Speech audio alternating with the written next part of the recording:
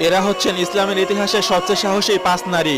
এই তালিকায় 5 নম্বরে রয়েছে সাইয়েদা আল হুররা। যখন মুসলমানদের স্পেন থেকে বিতাড়িত করা হচ্ছিল এবং খ্রিস্টান ধর্মে ধর্মান্তরিত করতে বাধ্য করা হচ্ছিল, তখন সাইয়েদা আল হুররা এর প্রতিশোধ নেওয়ার জন্য 30 বছর ধরে সেলভিয়ানদের সাথে লড়াই করেছিলেন।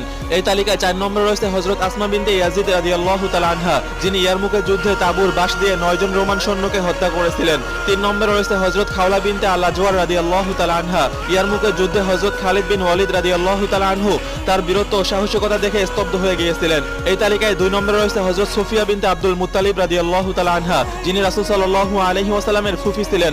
খন্দকের যুদ্ধে যখন ইহুদিরা মুসলিম মহিলাদের তাঁবুর কাছে আসছিল, তখন তিনি তাদের একজনকে শিরশ্ছেদ করে তাদের সামনে ফেলে দেন। 1 নম্বরে রয়েছে হযরত নুসাইবা বিনতে কাব রাদিয়াল্লাহু তাআলা আনহা, উহুদের যুদ্ধে আল্লাহর রাসূলকে রক্ষা করার জন্য যিনি এত প্রচন্ডভাবে যুদ্ধ করেছিলেন যে তার শরীরে 70টি ক্ষত হয়েছিল, কিন্তু তিনি কাফেরদেরকে আল্লাহর রাসূলের কাছে আসতে দেননি।